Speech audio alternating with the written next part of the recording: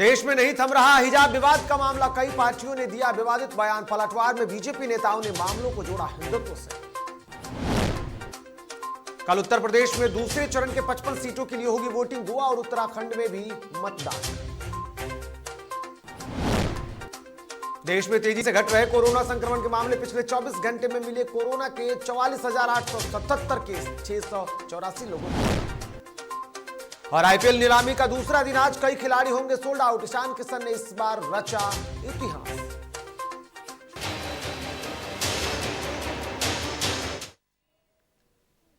नमस्कार, आप देख रहे हैं डीटीवी भारत और मैं हूं आपके साथ निर्भय किशोर। और खबरों की शुरुआत करेंगे। और इस बार जिस तरीके की तस्वीरें यूपी में बनी हुई है, तो शुरुआत यूपी से होगी। 5 राज्यों में चुनाव होना है और ऐसे में चुनाव को लेकर के सियासी सरगर्मियां तेज है। लेकिन इन 5 राज्यों के लिए 14 फरवरी का दिन काफी खास होने वाला है। वहीं जहां एक तरफ यूपी की 55 सीटों पर मतदान होगा, तो दूसरी तरफ गोवा और उत्तराखंड की सभी 55 सीटों के लिए वोटिंग होगी।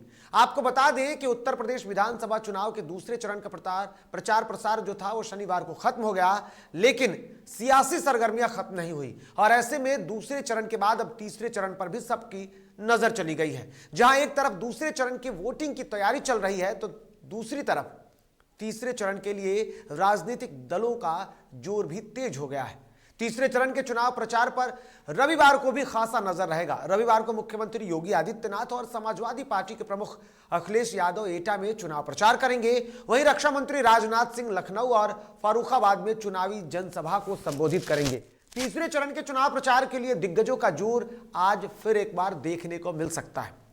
इसके अलावा अवध के इलाके में बीजेपी 2017 के करिश्मे को दोहराने की पूरी कोशिश करेगी और इसके लिए बाज़ाब्ते तैयारी भी चल रही है और इसकी तस्वीरें भी कई जगहों पर देखने को मिली है। वहीं समाजवादी पार्टी इन सीटों पर कब्जे की कोशिश में लगी हुई, तो देखना होगा किस तरीके की तस्वीरें बनती है। क्योंकि जहां एक तरफ मथुरा की सीटें हो या फिर खास करके उत्तर प्रदेश के कई ऐसे जिले रहे हैं जहां पर बीजेपी का एक छत्र राज रहा है, और अब वहां की सीटों पर कहीं ना कहीं समाजवादी पार्टी जो है वो अपनी दावेदारी मजबूत करने की कोशिश कर रही है। तो पहले चरण की चुनाव और उसके बाद मतदान की प्रक्रिया के बाद अब सबकी नजर दूसरे चरण पर, यूपी में दूसरे चरण पर होने वाली चुनाव के मतदान की तरफ भी है। तो तीसरे चरण के लिए भी अब चुनावी सरगर्मियां तेज हो गई है और इसको लेकर के कहीं ना कहीं एक खासा असर देखने को मिल सकता है। यूपी में एक तरफ चुनाव चलेगा, यानी कि मतदान की प्रक्रिया चलेगी, और दूसरी तरफ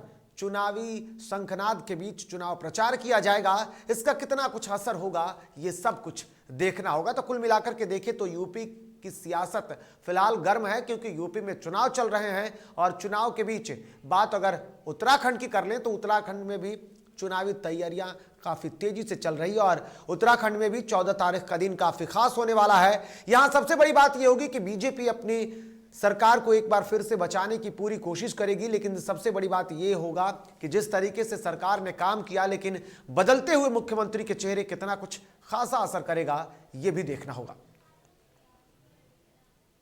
इधर यूपी चुनाव में सभी पार्टियां अपने अपने स्तर से जीत का दावा कर रही है। ऐसे में अमरोहा के हसनपुर तहसील क्षेत्र स्थित रहरा श्री प्रकाश वीर शास्त्री इंटर कॉलेज के मैदान में चुनावी प्रचार के दौरान सीएम योगी ने भाजपा प्रत्याशी महेंद्र सिंह खड़गवंशी के समर्थन में प्रचार करने पहुंचे थे, जहां उन्होंने पुनः जीत का दावा किया और यूपी में योगी सरकार एक बार फिर से बने रहने की भी बातें कही। इस दौरान उन्होंने महज 5 मिनट में ही जनसभा को समाप्त कर दिया। वहीं अपने सभा के दौरान सीएम ने सपा पर हमला बोलते हुए कहा कि विपक्षी बोल रहे हैं कि सपा बदल रही है, लेकिन यह वही सपा है जो अपहरण और हत्याएं करवाती रही। उन्होंने कहा सपा रालोद गठबंधन सत्ता के आसपास भी नहीं दिख रही है।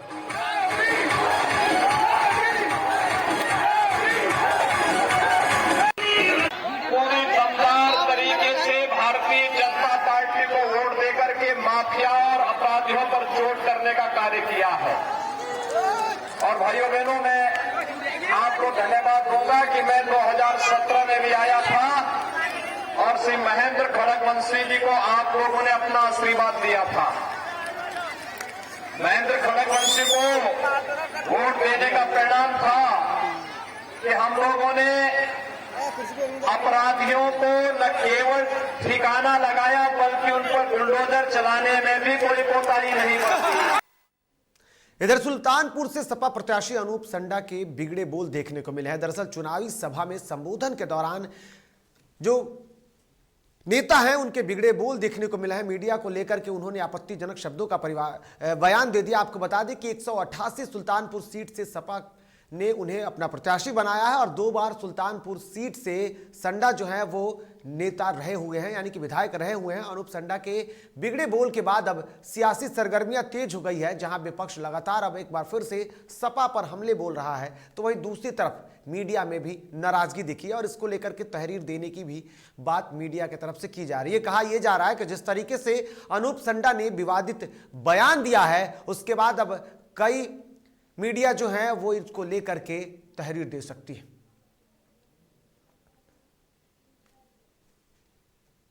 मीडिया के चैनल है, ये दल्ले हैं मोदी के, खुले तौर पे कह रहा हूं। ये अंबानी अडानी के पैसे से चलते हैं, ये चोर चोर मौसेरे भाई हैं।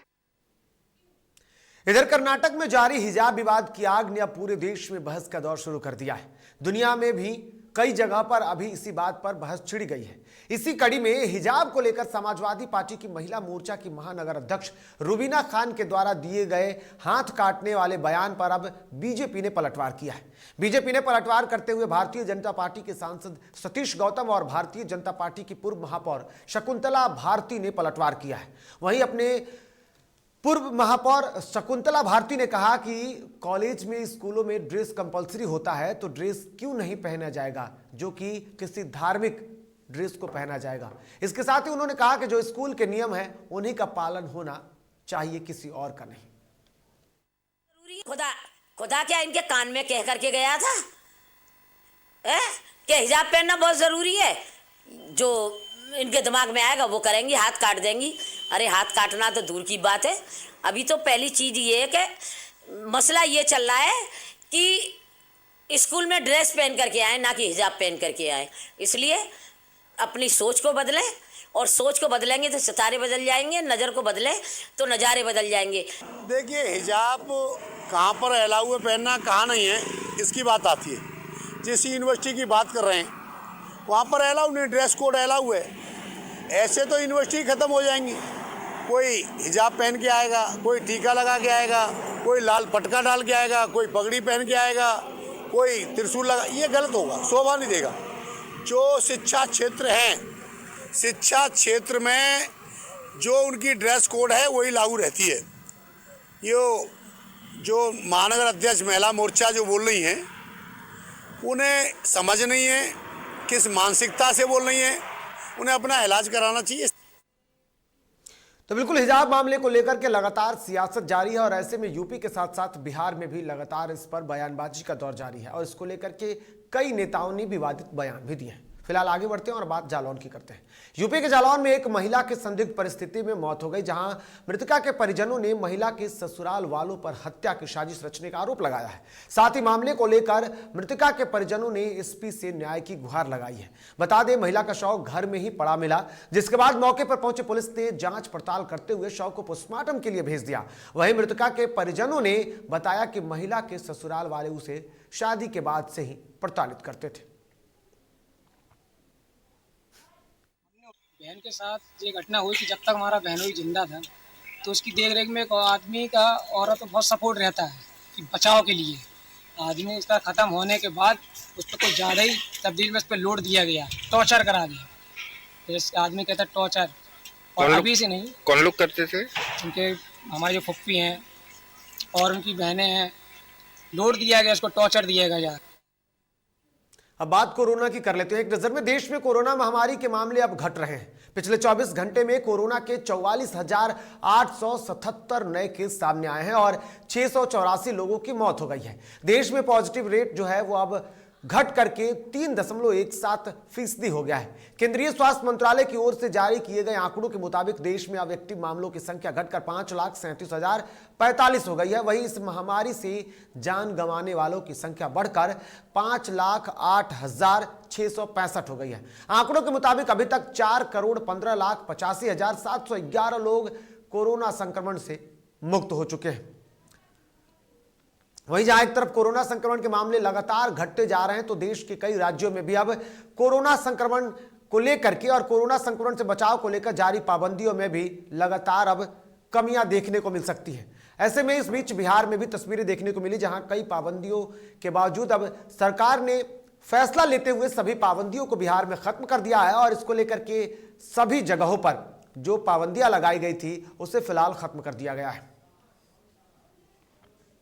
आपको बता दूं कि बिहार में जिस तरीके से कोरोना संक्रमण की रफ्तार जो है वो लगातार कम होती गई, ऐसे में शनिवार को आपदा प्रबंधक की बैठक हुई और बैठक में यह फैसला लिया गया कि राज्य में जितनी भी पाबंदियां थी उसे खत्म कर दिया गया और इसके साथ ही अब विद्यालयों में 100% की उपस्थिति होने की बात कही गई है। इसके अलावा जितने भी सरकारी कार्यालय हैं सभी पर 100% उपस्थिति होगी, लेकिन उसके लिए कोरोना गाइडलाइंस का पालन करना होगा, यानी कि मास्क और सैनिटाइजर का बखूबी इस्तेमाल करना होगा और मास्क लगाना अनिवार्य होगा और इसकी सुनिश्चितता जितने भी कार्यालय होंगे या जो भी सेवा संस्थान होंगे उन सभी जगहों पर अब लोगों को इसके लिए पूर्ण रूप से सतर्कता बरतनी होगी।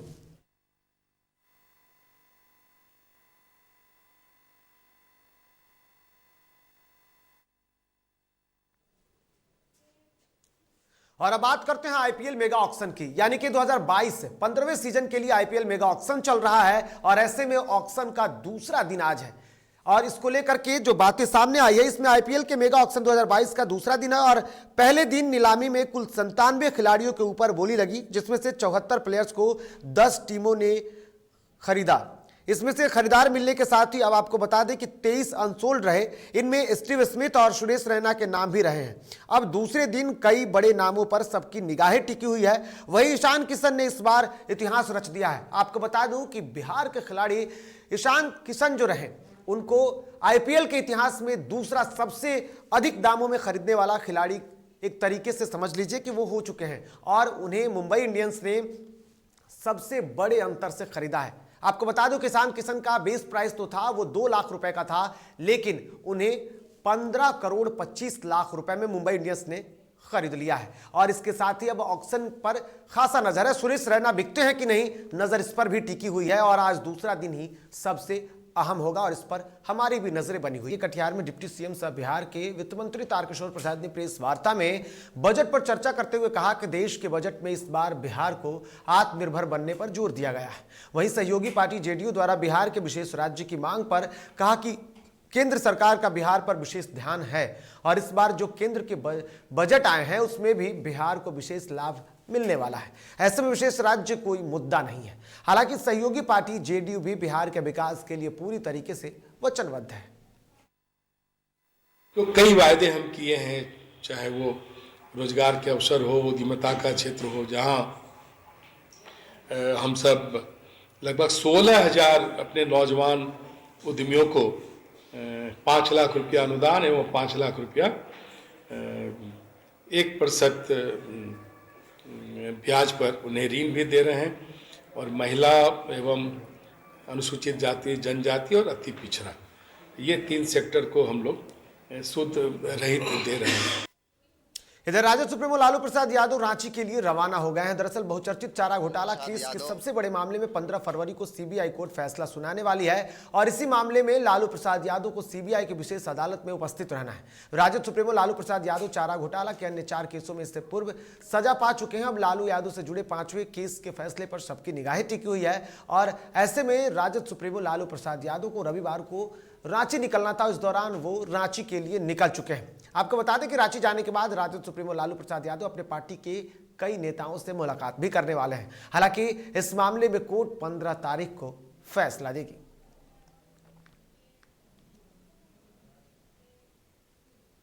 वहीं जहां एक तरफ कोरोना के हाल में लगातार सुधार दिख रहा है तो दूसरी तरफ मौसम में भी बदलाव देखने को मिल रहा है और ऐसे में इस मौसम में बदलाव को लेकर के हमारी सहयोगी सृष्टि ने हाल जाना है। नमस्कार, स्वागत है आपका डीटीवी भारत में और मैं हूं आपके साथ सृष्टि श्रीवास्तव। बिहार का मौसम काफी तेजी से बदल रहा है। फिलहाल खिली खिली सी धूप रहती है सुबह में, दोपहर की बात करें, लेकिन शाम और रात होते तापमान जो है वो गिरने लगता है। इस ठंड में काफ़ी ठिठुर रहे थे, उन्हें काफ़ी परेशानियां आ रही थी, हम यूँ कह सकते हैं, क्योंकि इस बार की जो ठंड थी वो कई ज़्यादा थी। बिहार में कई सालों के बाद ऐसी ठंड पड़ी थी, लेकिन अब इस धूप से गरीबों को भी राहत है, आम लोगों को भी राहत है। फिलहाल इस खबर में इतना ही। इसी के साथ देखते रहिए DTV भारत। कैमरामैन अमित के साथ मैं सृष्टि श्रीवास्तव। नमस्कार। तो बिल्कुल मौसम बदल रहा है, तो बिहार सरकार भी अब लगातार कोरोना से निजात के लिए कई कोशिशें कर रही है और ऐसे में कोरोना मुक्त के लिए हर गांव में अब ग्राम सभा होगी। वहां जानकारी ली जाएगी कि कितने लोगों ने टीका लिया और कितने लोग बाकी हैं। दरअसल इस पहल को लेकर के बिहार सरकार ने एक नई कोशिश शुरू की है। आपको बता दूं कि 14 फरवरी से लेकर 19 फरवरी तक ये सभा जो होगी वो लगने वाली है और इसकी जानकारी खुद स्वास्थ्य मंत्री मंगल पांडे ने ट्वीट करके दी है। दरअसल उन्होंने लिखा है कि अब कोरोना टीकाकरण के लिए वार्ड सभा का आयोजन किया जाएगा। आपको बता दूं कि इस पहल के तहत अब ये तय करना होगा कि सुनिश्चित करना होगा कि 15 से 18 साल के बच्चों को टीका लगा है या नहीं। इसके साथ साथ सभी 60 साल के ऊपर के वृद्ध को तीसरी सुरक्षा यानी कि बूस्टर डोज की जो बातें कही गई है वो लग गया है या नहीं, उस पर भी विशेष ध्यान रखना होगा। आपको बता दूं कि इसको लेकर के तैयारी चल रही है और जितने भी वार्ड सदस्य और मुखिया से प्रमाण पत्र भी अब मिल सकेंगे। सिविल सर्जन भी इस पर विशेष नजर रखेंगे। बताया जा रहा है कि कोरोना टीकाकरण को गति देने के लिए हर स्तर पर पहल चल रही है। इधर 100% टीकाकरण नहीं होने से कोरोना संक्रमण का खतरा बढ़ सकता है। इसे दूर करने के लिए अब नई पहल की जा रही है।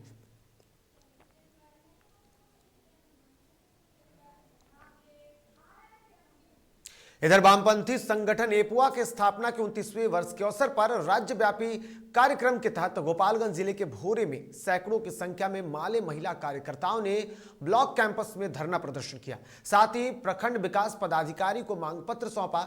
एपुआ जिला अध्यक्ष रामावती देवी और आशा संघ के जिला अध्यक्ष सीतापाल और ज्ञानमती के नेतृत्व में प्रखंड मुख्यालय भोरे में धरना को जिला परिषद सदस्य ललिता चौहान ने संबोधित किया। वहीं भाकपा माले संगठन कमेटी नेता धर्मेंद्र चौहान ने गाय घाट की घटना का कड़े शब्दों में निंदा करते हुए हाई कोर्ट से सिटिंग जज के देखरेख में एसआईटी गठित कर जांच और तुरंत सभी अभियुक्तों की गिरफ्तारी की मांग की है। सरकार से हम यही मांग कर रहे हैं कि जो लड़कियों के साथ अत्याचार जोर जुलूम हो रहा है, आप उस पर रोक लगाएं, उसकी न्यायिक जांच कराएं, उस लड़कियों को न्याय मिले। हम ये नीतीश कुमार से मांग करना चाहते हैं। अगर उनसे नहीं हो पाएगा तो हम एक से एक महिला और महिला संगठन खड़ा होकर हम लोग जिस दिन हथियार उठा लेंगे तो नीतीश कुमार तक हम लोग उनके कुर्सी तक पहुंचकर और अपनी हैसियत और अपनी महिला शक्तिकरण दिखा देंगे। इधर नालंदा की चंडी में अंचलाधिकारी के समक्ष अखिल भारतीय किसान महासभा ने उग्र प्रदर्शन किया। प्रदर्शन को संबोधित करते हुए अखिल भारतीय किसान महासभा के जिला सचिव पाल बिहारी ने कहा कि सरकार पटना राजगीर टूरिज्म वे के निर्माण में किसानों पर दमन कर रही है। वहीं सड़क निर्माण का विरोध कर रहे किसानों ने तत्कालीन जिलाधिकारी योगेंद्र सिंह और हरनौत चंडी अंचलाधिकारी के रिपोर्ट में स्पष्ट है। उन्होंने कहा कि टूरिज्म वे का निर्माण नरसंडा के पश्चिम से कराया जाएगा। अब नरसंडा के पूरब से टूरिज्म वे निर्माण का फरमान जारी कर दिया गया है, जिसमें नरसंडा सहित कई गांव के किसानों की उपजाऊ जमीन खत्म हो जाएगी। इसलिए किसानों में गुस्सा है। वहीं अखिल भारतीय किसान महासभा के जिलाध्यक्ष मुनीलाल यादव ने कहा कि सरकार टूरिस्ट वे के नाम पर उपजाऊ जमीन को बर्बाद कर और फिर से पुनः निरीक्षण कर जो तस्वीरें आई है यानी कि बर्बाद कर रही है उसे पुनः निरीक्षण कर नरसंडा के पूरब के बजाय पश्चिम से सड़क निर्माण का कार्य कराए ताकि इससे किसानों को भी राहत मिल सके।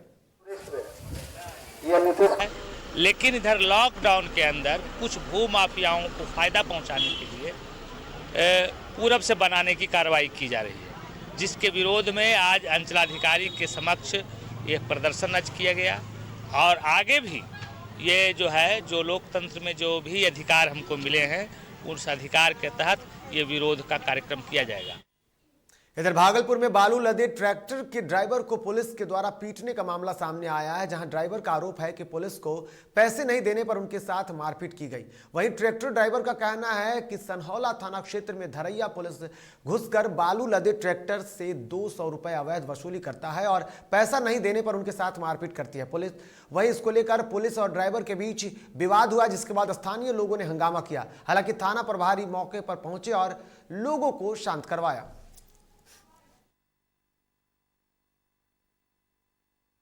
हर ट्रिप 200 रुपया पैसा लेता है। हर ट्रिप 200 रुपया लेता है। 100 रुपया दीजिएगा तो बोलेगा ओवरलोडिंग है, चलो थाना। हमको जब यहाँ पर मारने लगा तो बोला गाड़ी घुराओ। क्या हुआ कि धुरैया थाना आके पैसा लेता है यहाँ पे 200 रुपया रपेट के, नहीं तो बोलने पर वो मारता पिटता भी है। इधर बक्सर के नावानगर थाना क्षेत्र में एक घर से हथियार और कारतूस की बरामदगी के बाद पुलिस ने गृहस्वामी को भी गिरफ्तार कर लिया है। पुलिस का कहना है कि गिरफ्तार गृहस्वामी हथियारों का तस्कर है। घटना के संदर्भ में प्रेस वार्ता कर जानकारी देते हुए हेडक्वार्टर डीएसपी ने बताया कि नावानगर थाना अध्यक्ष संजय कुमार को गुप्त सूचना मिली थी कि 61 गांव के हथियारों का तस्कर जो है वो घर में बैठा हुआ है, जिसके बाद से कार्रवाई की गई और उसमें बरामदगी के बाद गिरफ्तार कर लिया गया है।